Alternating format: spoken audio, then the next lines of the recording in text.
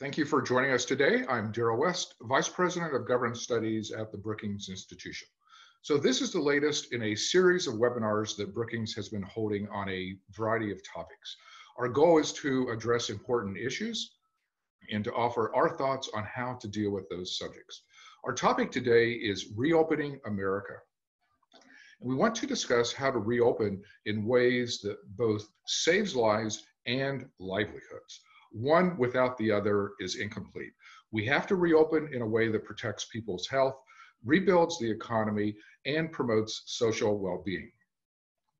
This event is part of a larger Brookings project. Last week, we published 22 short papers that address reopening in regard to healthcare, education, workforce issues, and technology innovation, among other topics. Those papers are available free online at brookings.edu. On June 16, we will be publishing another 22 papers on reopening the world. They will look at the non-US experience and detail the lessons learned from South Korea, Germany, France, the United Kingdom, China, Russia, and many other places.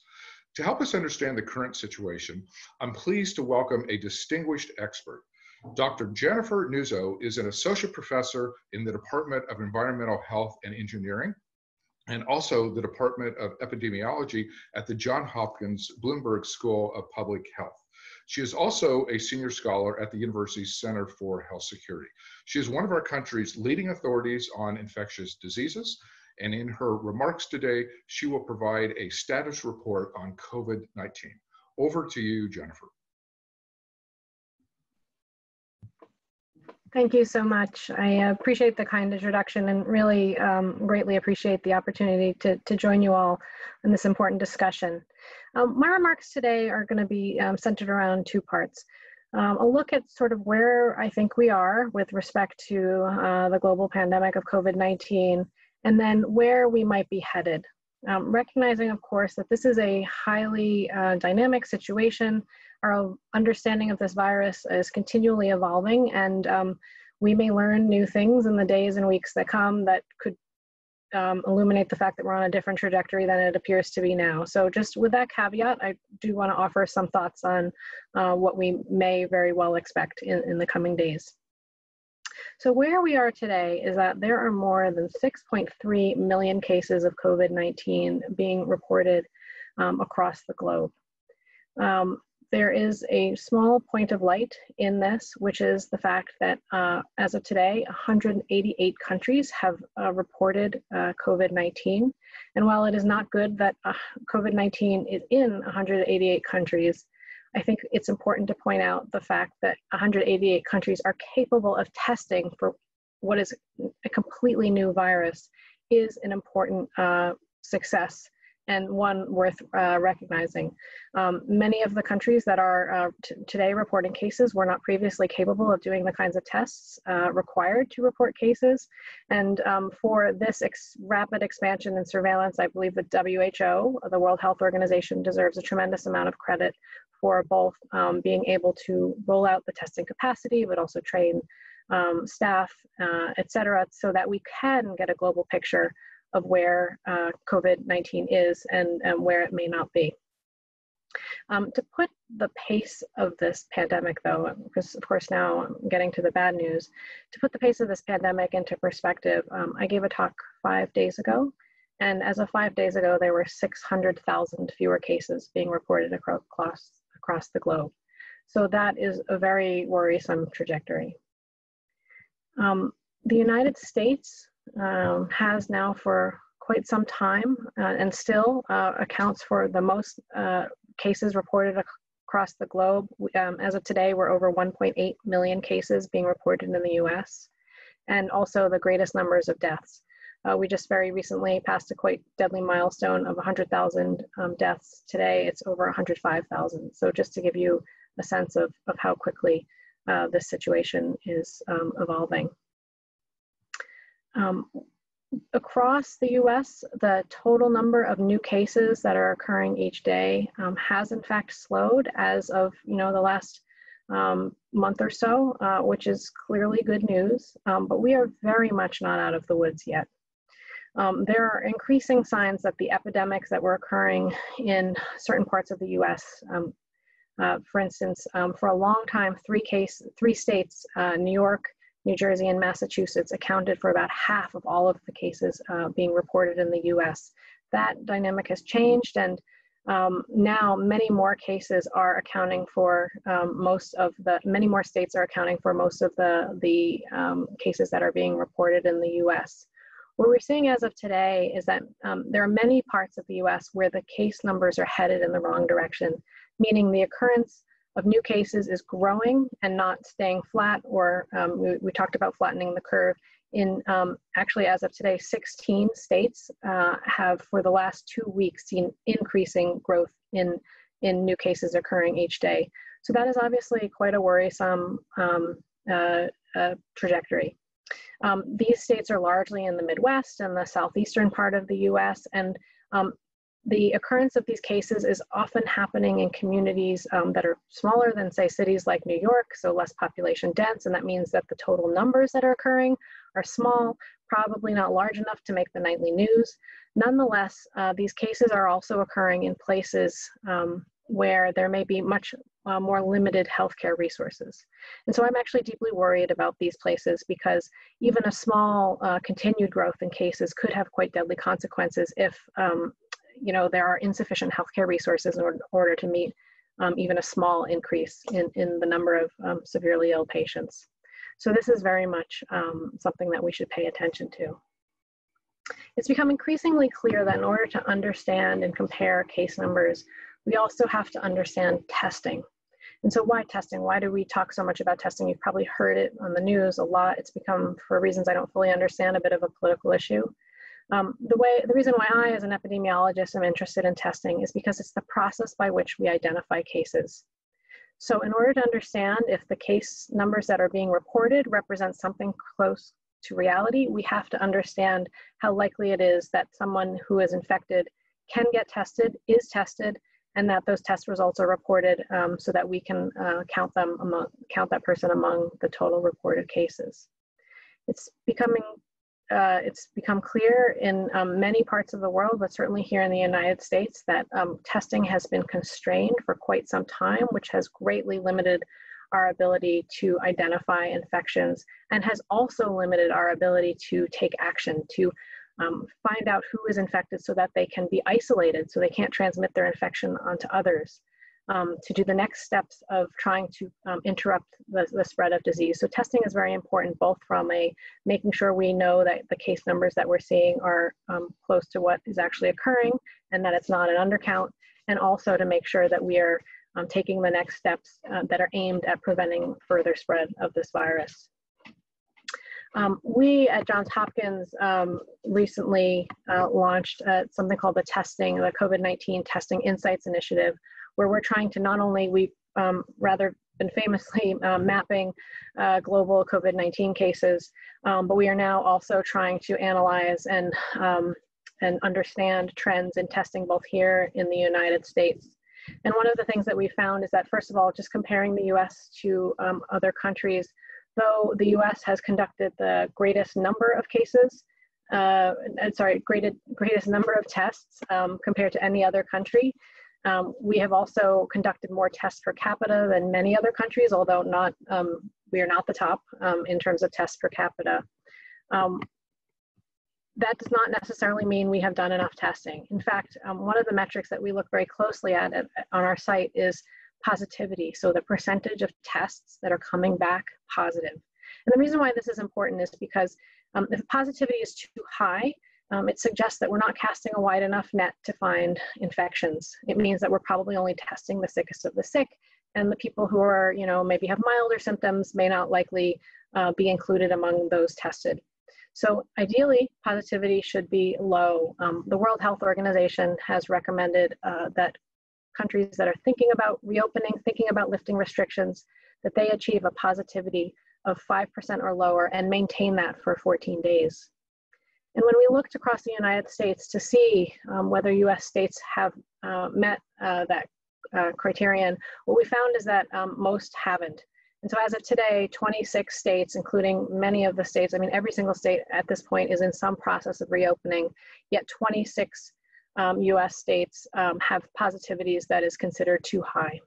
And so that makes us worry that not only are we not doing enough testing, but that we are missing cases, we are not including them in our case numbers that we're supposed to be looking at, and that we are missing those opportunities to interrupt infection. And I am very much worried about the potential for these undetected cases to continue to spread silently until perhaps they find their way into somebody who gets sick enough to show up at a hospital. It's important to just recognize that, and I don't think that this has been made quite clear, or maybe clear enough, the measures that we are implementing right now, social distancing, the lockdowns, all of the various measures are aimed at reducing the likelihood that we will come in contact with each other. Those did not cure the virus. They did not make the virus go away. They were simply a pause button put in place, frankly, as a last-ditch effort to stop a very rapidly accelerating case numbers here in the US, to buy time to try to put in the more targeted public health measures, the things like testing and isolation and contact tracing. Those are the things that we need to do to actually try to interrupt the spread of the virus. The social distancing measures will only have an impact so long as they're maintained, and as soon as we release them, the case numbers can grow again unless we have these more targeted case-based interventions of testing, tracing, and isolating. So that brings us to what should we expect going forward, and what should we see in the weeks to months ahead. So I just wanted to comment briefly on projections that you may have seen in terms of what the impact of this pandemic will be. There are a lot of models that are out there that make predictions or projections as to the number of hospitalizations that we may see, or the number of deaths. One model from a group called IHME is the one that has been relied upon by the White House Coronavirus Task Force. It has made projections, and it's probably famous for being the one that's being used, but also having lower estimates than some of the other models. I personally think that models are best used to ask questions rather than to tell us specific numbers. I will just say that many of the models have been converging, and even the group at IHME has had to revise their model, and they adjusted upward their projections of the numbers of deaths that may occur in the United States, in part because case numbers in the US weren't slowing as quickly as they initially anticipated, and also because they had assumed that states would keep the measures, the social distancing and the other restrictions in place until the beginning of August, and clearly that hasn't happened. In terms of also just kind of thinking about what the ultimate projections will be in terms of impacts, it's important to recognize that the impacts of this pandemic have not been shared equally among us. And so people over the age of 65 represent 3/4 of all deaths that have been reported. Nursing homes account for possibly more than 1/3 of the total deaths that have been reported in the United States.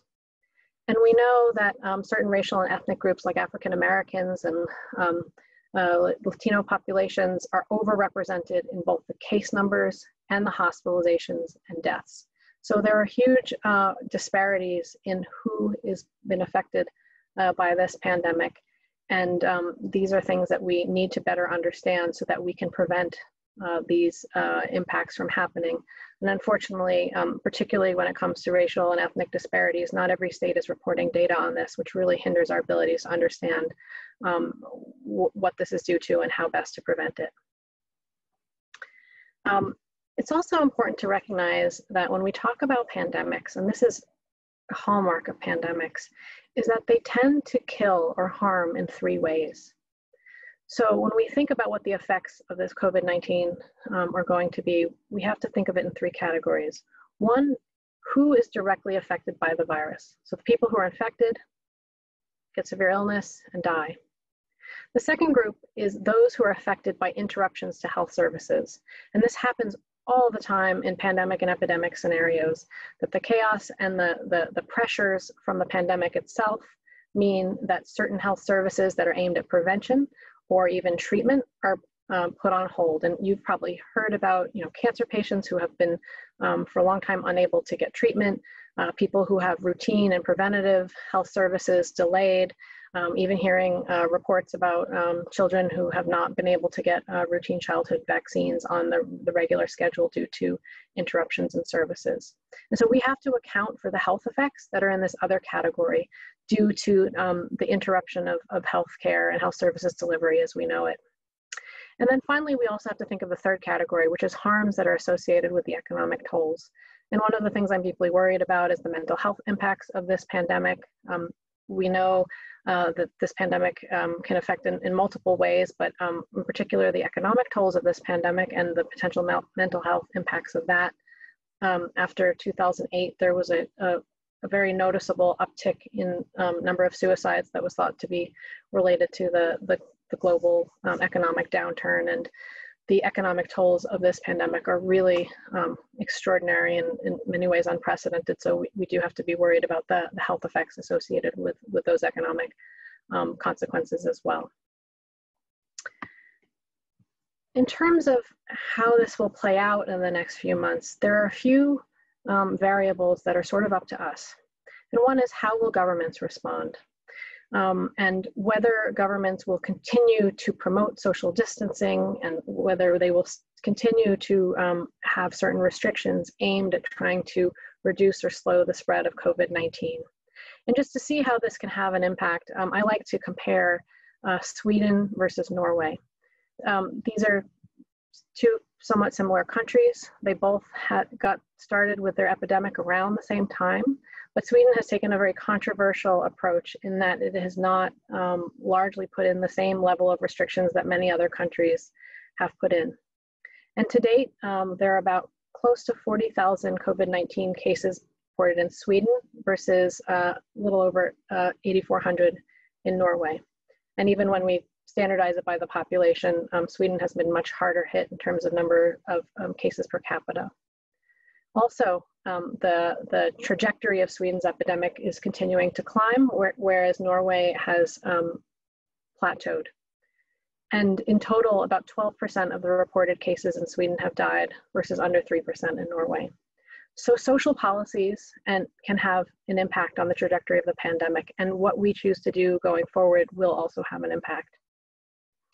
I mentioned before the case-based measures, the targeted interventions, looking at trying to find the people who are infected and figuring out who they may have exposed, and hopefully making sure that no one who is infected can go on to infect others by either isolating them home if they're sick or staying at home under monitoring if they are exposed but we don't yet know they're sick. But that process of identifying those people is called contact tracing, and we keep them at home because they're not yet sick. We call that quarantine. Those measures will be really important in trying to interrupt the transmission. And yet we know many governments, including states here in the US, don't have the resources to even do the appropriate level of testing to identify infected people, or the appropriate resources in order to conduct contact tracing, which is an extraordinarily resource-intensive endeavor. And so for places that are going to do it, they're going to have to hire a lot more people and train more people, and they really need to get to work because it is not an easy thing to stand up overnight. I mentioned that the social distancing measures are a pause button and they're not a cure. And just to give an example of this, South Korea has been really made famous in many respects, but in particular in the context of COVID-19 for its very effective response, particularly testing. They have tested a lot of their population before many other countries did, but also in terms of isolating sick patients and doing contact tracing. And so they, at one point, was the single largest epidemic outside of China, while China was still the first, but South Korea flattened its curve. It brought down the occurrence of new cases in quite an effective way. However, they recently began to release some of these restrictions, and they saw a cluster of new cases. They went out and did a lot of testing and found a fairly sizable outbreak associated with some of the nightclubs and bars that reopened. And so what this tells us is that we always have to be on the alert, even if we've had success. We always have to be ready to respond to a surge in new cases as we begin to lift restrictions. Otherwise, we could find ourselves right back where we started, where we have rapidly accelerating case growth and are once again worried about health systems becoming overwhelmed. So this will have to be maintained. This vigilance and these case-based interventions will have to be maintained so long as the virus is circulating and so long as we don't have immunity from some other source like a vaccine. So that is what is in our future, unfortunately, for the long term until a vaccine comes, or perhaps some other medical product, a therapeutic that potentially could make people less likely to become severely ill. But the research and development timelines are that we're looking at are quite long. So we should expect to see these interventions have to last for a long time. Which brings me to really my last point, which is that going forward, what I'm most worried about are the health systems. And I just want to remind everybody that we have been sitting at home. We put these restrictions in place largely out of concern that the case numbers were accelerating so quickly that they would overwhelm our health systems here in the United States.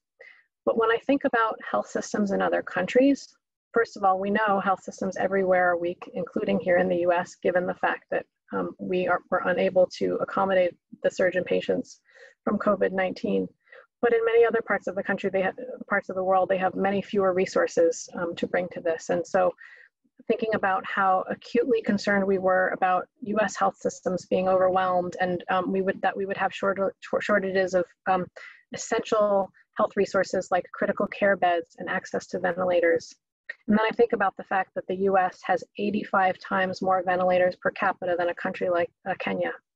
So thinking about the impacts of this in other countries that have fewer healthcare resources to bring to bear is a deeply worrisome prospect, particularly given the fact that the primary tool that we have at our disposal right now in order to control the spread of COVID-19, sitting in our homes, is not something that I think will be easily implemented in other countries where there isn't, a several $1 trillion stimulus package in the works to enable people to replace some of their income, where you're asking people who have to choose between becoming sick or potentially going out and earning a living to protect their families.